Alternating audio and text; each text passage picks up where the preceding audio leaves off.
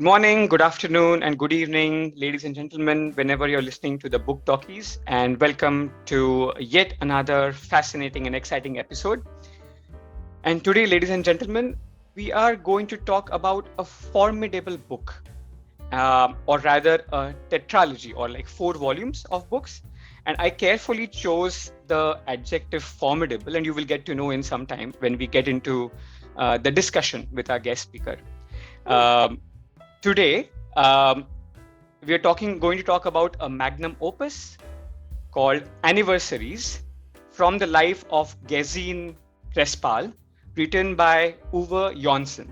If I'm pronouncing, I think that's how we pronounce the name in Germany, but I'll repeat the name, Anniversaries by Uwe Johnson. It's one of its kind book, and you will get to know why. Let me introduce Martin Stelbrink to our listeners. Martin, welcome to the Book Talkies. Thanks, Kaustop, and hello to Anirudh, and hello to all the listeners to this podcast. I'm really pleased to be here. My name you already mentioned, I'm Martin Stelbrink. I'm based in Germany. I'm originating from an area that's called Eastern Westphalia, which is an area where people usually don't talk, and I moved professionally then into the area of Düsseldorf, which is exactly the opposite. So I kind of had to learn how to talk, which was also helpful in my job. I'm a managing director at Accenture, and I've been working at Accenture for the last 25 years. The book we'll be talking about kind of accompanied me during almost all of that period, and I will probably tell a bit later on how that came about. And I mean, you already know, and that's why you invited me. I am a very avid reader. I always have a book with me wherever I go, and that has been the case since since I learned to read. Martin, what we would like to know, and the audience would like to know, is what is Anniversaries about? The book by Uwe Johnson. And in our research, I was so intrigued by this book for 2 reasons. There are very few, or I think there is no booktuber who has covered this book as a review. Okay. Second, you would find very authentic reviews like New York Times or review circles like New York Times who are in the business and who have given a very unique perspective. And I'll tell you one of the articles that New York Times published, and the title of that article is "A Masterpiece That Requires Your Full Attention and a Lot of Time." And I read it, and trust me, I was so the title itself was so catchy. And one statement in particular that really made me stop was, Anniversaries, a book, is not difficult reading, but it is painstaking. In the year 2000, the publishing house created a 1-volume paperback version of this book. It's one of their premium paperback versions, and it was so intriguing. It was a brick of a book. And it was a simple black cover, just the title on it in red letters. And I opened it, and it looked like a diary. Right, and then I put it away, and I took my train, and then the next time I was there every week, right, because I was commuting every week. So after 3 or 4 weeks, I looked at this brick, and then I said, I have to buy this. So I bought it and put it and started reading this thing, because it looked a little bit like a diary. I knew nothing about this book. I knew nothing about the author. There's very little on the cover of this version, right? So you kind of have to trust what you get. But somehow I was intrigued by it, and I took it and I started reading it on the train, and I was blown away immediately. But what that New York Times review also said, it takes a lot of time. I think I carried this book, I don't know exactly, probably 3 or 4 years with me in my working bag. And that's how long it took me to finish it the first time. And if you allow me to summarize the story for a moment. Please. I mean, the story is about Gesine Cresspahl, who's a single mom with German background, living with her 10 and then later 11-year-old daughter Marie in New York in 1967 and 1968. And the book covers a year of their life. And during that year, she tells about her own childhood. And actually, it starts a little bit before her own childhood about how her father went about. And her father is a master carpenter. He actually emigrated from Germany around 1930 to go to England because he saw racism and Nazis and so on. They were getting more powerful. He didn't like it. He went to England, but he came back and married the daughter of a very influential landowner in a small town in Mecklenburg-Vorpommern, which is on the Baltic coast in Germany. And he married her, took her to England, and in the year of 1933, she went back to get the child in Germany. And he moved back to Germany not because he liked the Nazis who were getting to power in that year, but he went for love, right? So he basically went to stay because his wife didn't get along in England, right? And now every day, a little piece of the story, either in New York or of Gesine growing up first in Nazi Germany, then in the war years, then in the post-war years, and then with the growing communism, because that's in Eastern Germany, and then even leaving the communist world into Western Germany, right? So that's kind of what the story she tells her daughter in New York is about. And there's quite a bit of stuff that's happening in New York, which has to do with her job in a bank, and obviously with her life. It's pretty normal life that they lead in New York. But obviously, if you look at the years 1967 and 1968, they're also quite interesting years from a world history perspective. Right. Civil rights movement, Vietnam War ongoing, killing of Robert F. Kennedy. So a lot of things are happening, and this leads to how this book is structured. It's called Anniversaries, and the German word Jahrestage is a little bit, has a double meaning, right? It's the days of the year, right? But it's also anniversary, right? So he's word playing with this thing. Oh. And he selected to basically describe this year of the Gesine and Marie in New York. He starts every day, or not every day, but most of the days, he starts with a summary of what are the headlines in the New York Times. The New York Times is a very important part of this book because it kind of, and he doesn't literally, sometimes he has some literal words in there, but he paraphrases this in a bit of an ironic way to do that. And then after that, usually it then jumps off either in the New York life or the story that's happening in Germany in the past. So it switches back and forth over 365 days, as you said, right? So that's how the book is structured. So yeah, it's a bit of an investment to go into this. How big is this book, Martin? How big is this book? Volume, number of pages wise? In the original version, which is a normal, let's say, it's the 4-volume version. It has about 1,800 pages, 1,800. It's a big book.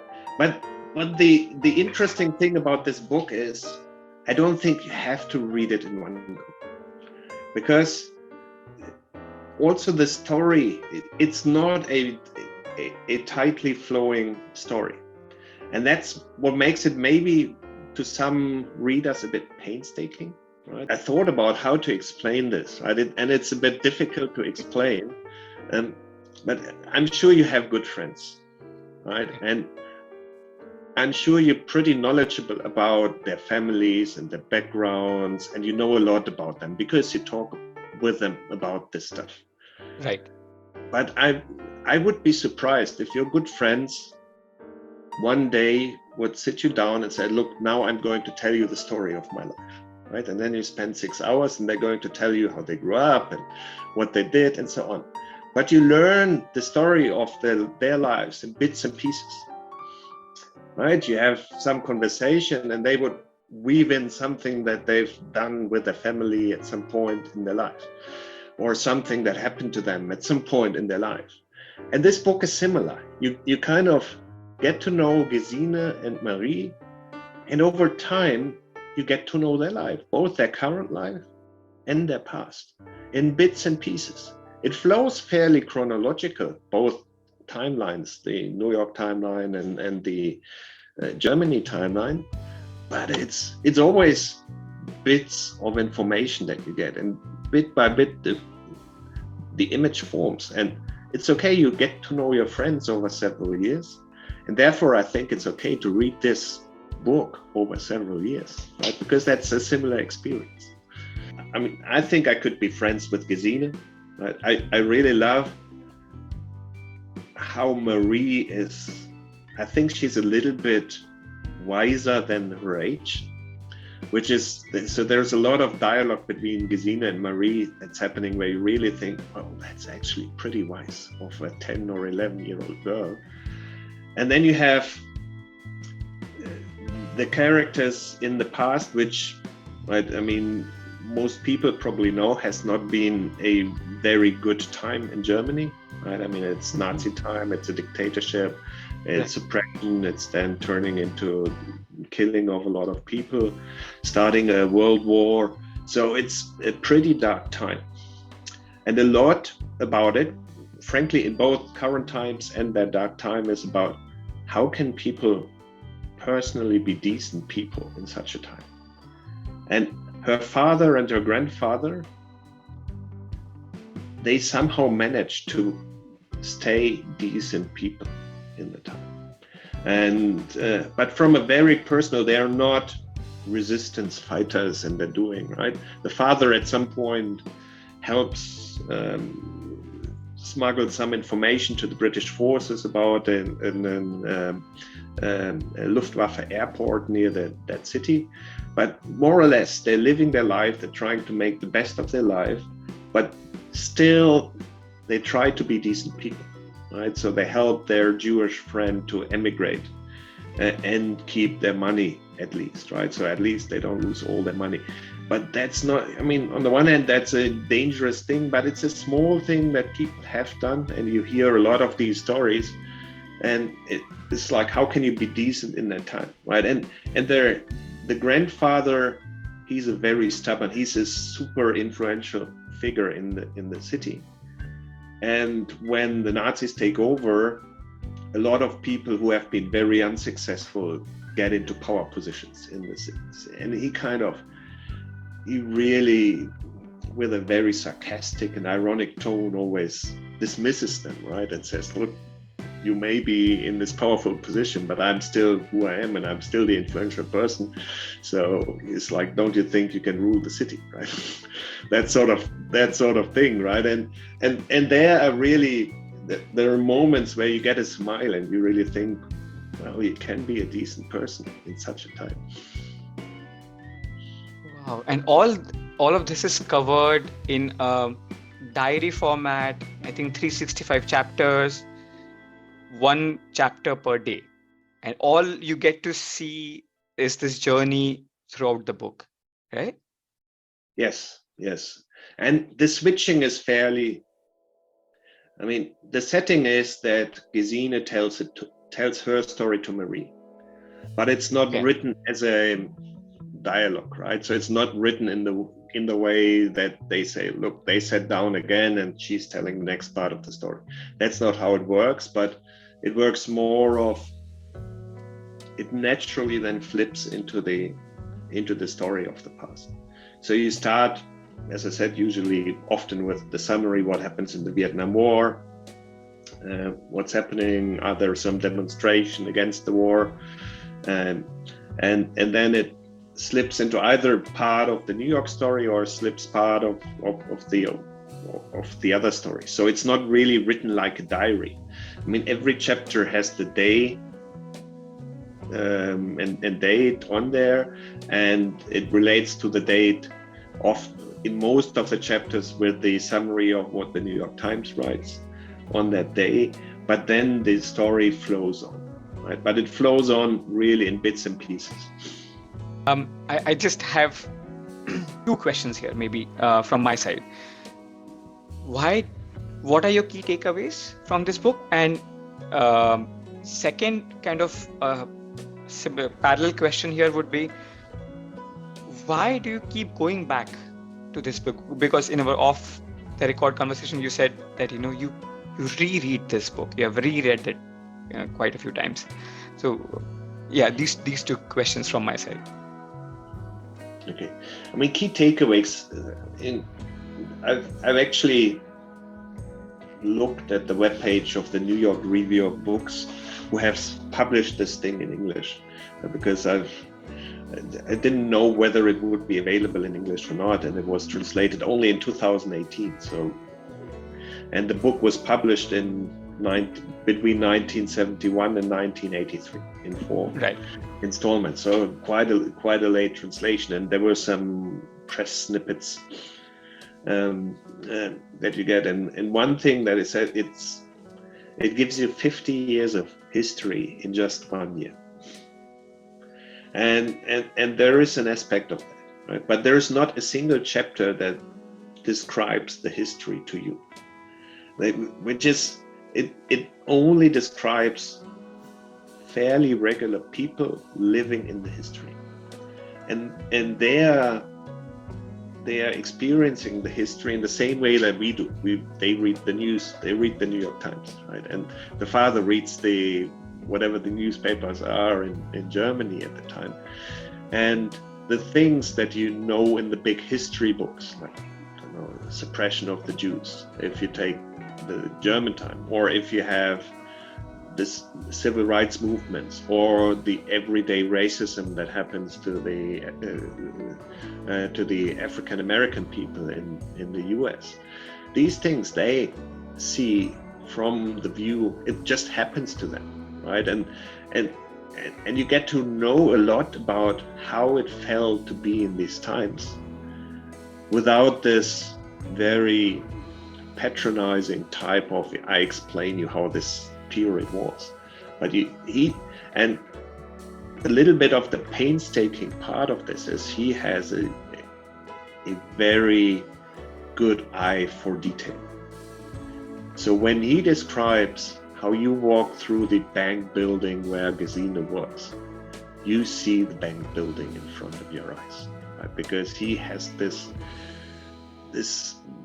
eye for detail, right? And it's written in a way that's actually fairly easy to read, but yeah, there's a lot of information in it that you kind of have to process as you go along, right? So it's not one of these Thomas Mann books where one sentence takes 3 pages, right? It's simple, fairly simple sentences, but all coming with a lot of eye for detail, a good sense of irony that's happening, and that's how it's described.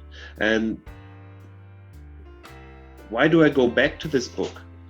I go back because I think I befriended the guys. And I kind of missed them, right? So if you read a book for 4 years, and then it's over, you kind of said, well, that's sad, it's over, right? So, and as I only read bits and pieces, I mean, this is a book that's almost always on my little cupboard next to my bed, right? So when I go to bed, I read 1 or 2 of these days, right? And that's all, right? So I don't read for 2 hours in this book, right? But I read 1 or 2, and in parallel, I read lots of other books, right? So I read my normal books, but then I said, well, let's read a day of Anniversaries, and that's how I read it. And I read it in this brick of a book the first time, probably 3 or 4 years, I don't know. And then I loaned the book to a friend who obviously with that book it disappears for 3 or 4 years. You kind of know. So that was then the time when Amazon launched the Kindle, so I got the Kindle version of it, and I continued reading on the Kindle version.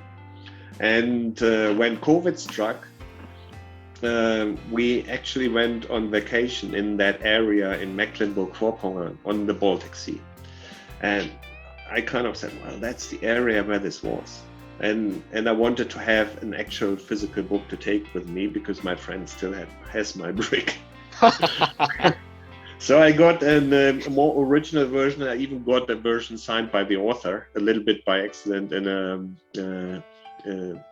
in one of the online secondhand bookshops, and that's now what I have, right? So the 4-piece version signed by the author.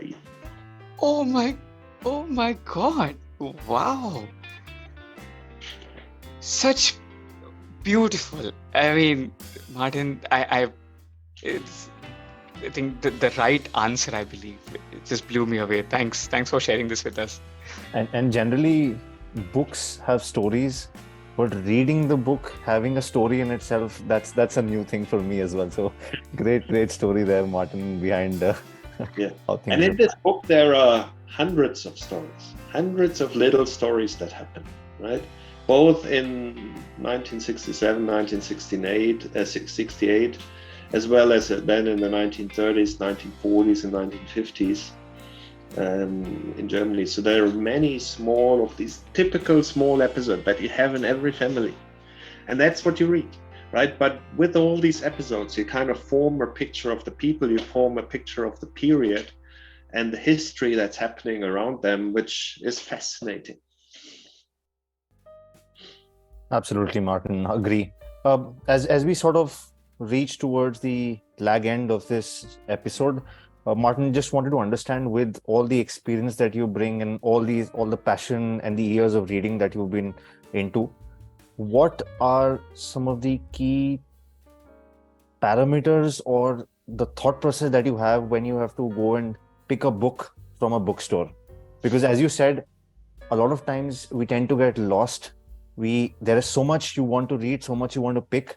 But if you were heading into a bookstore today, how would you actually pick up one book that you have to read, the next book that you have to read? Well, I never pick up only one book in the bookstore. So I have a whole shelf of books that I still want to read, and it's constantly growing. So I buy more books than I can read. So that is one thing, but that's probably a result of me being professionally successful, so I can afford to buy books that I may never read. So that is that is one thing. But I kind of, I mean, there's the cover. There are certain authors. I have